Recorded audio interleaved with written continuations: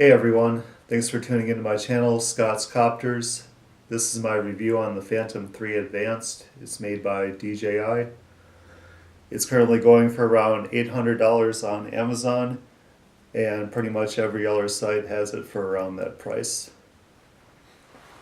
So these are the props that you get with it. They're color coded, a silver or a black. On the motors, right on the thread, is either going to be a silver or black. And then on the prop itself, you got a lock and an unlock symbol, and there's the direction that they need to go. So you just spin them on. And what I like to do is hold the motor and give it just a little extra turn. I've been doing that every flight and haven't had any issues with that.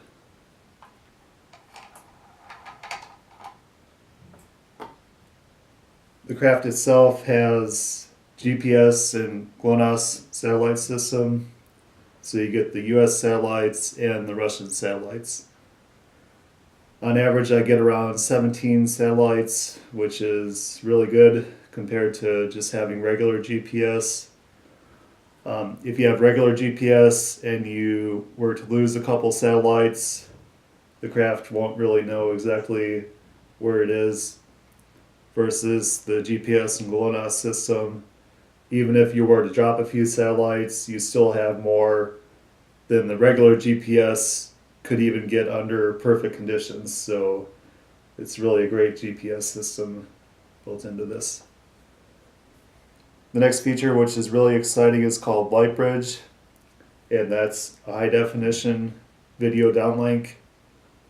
Gives you a 720p live video feed. And it also gives you really good range. Under the right conditions, you can go around 3 miles with this craft. LightBridge alone, say if you were to build your own copter and just buy the standalone LightBridge, add on to it, it would pretty much cost more than this whole Phantom 3 bundle itself. So this is really an excellent value. It's like all-in-one solution, and it just plain works really good. So I'm going to turn it around here.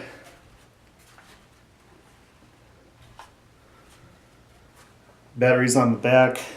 You just press once to see how much battery you got left. I don't have it fully charged right now because I'm just doing the review. These kind of batteries you don't want to let sit fully charged anyway. It's just not good for them. So the battery, they claim you can get 23 minutes flight time, but you need to realize that's if you were to bring the battery down to 0%, which you absolutely, of course, don't want to do. The average flight time that I get under real conditions is around 17 and a half minutes. The first low battery indicator comes on at 30%, and then I usually land shortly after that, somewhere between 25 and 30% battery left. That gets me about 17 and a half minutes. So that's, to me, I think that's good flight time. Sure you're not going to get the 23 minutes, but it's not a big deal really. There's other copters I've had before this that don't even get that, so it's a good battery. I'm going to go ahead and turn it on now. So you just press it once, and then you press again and hold.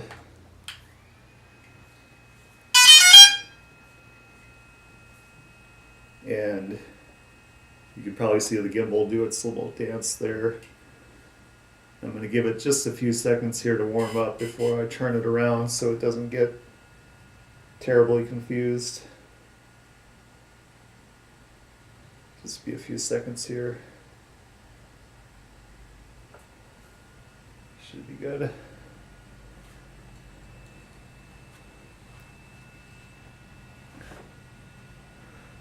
So watch the camera, the gimbal, as I do this.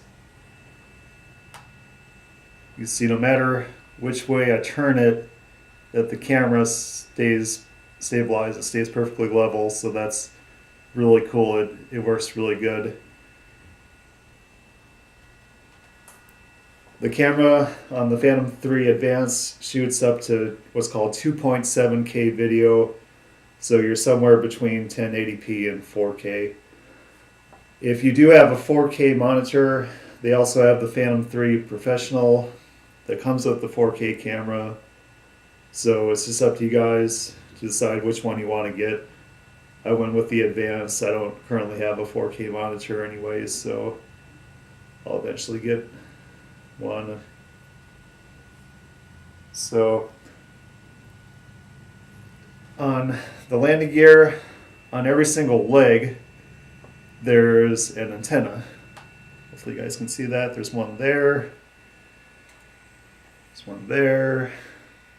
There. And there. So no matter which way you're turned, you get a good signal, which is absolutely fantastic. The landing gear itself, this is just my personal preference. I kind of wish it was a little bit taller.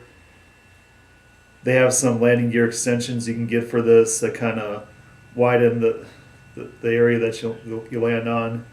And just say, for instance, if you're about to land on an uneven surface and something was kind of like right here, the gimbal might hit it. So I would just rather have a little more ground clearance on it.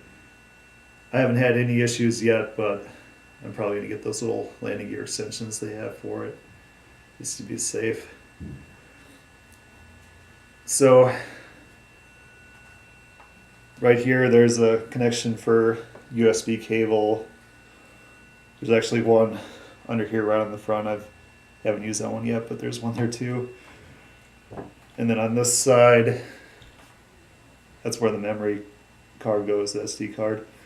It comes with a 16 gig card. It's really just something just to get you started.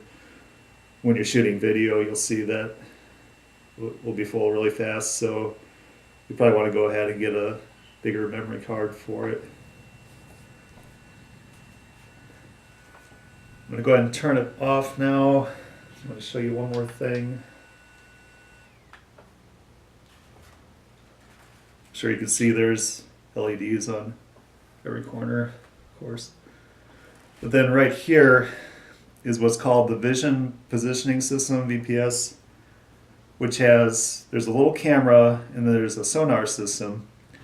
And what this is for is mainly if you're flying indoors. It can take a look at the pattern on the ground, and when you're indoors and say you don't have any GPS at all, it'll use that information, the pattern from the camera, and then the sonar, the distance from the ground, to help stabilize the craft so you can fly indoors. When I'm outdoors, I usually just have it off because the GPS, it just plain works. I don't foresee it ever having to go into a mode where it uses VPS. It's probably not going to happen. So there you have it. That's my quick review on the Phantom 3 Advanced.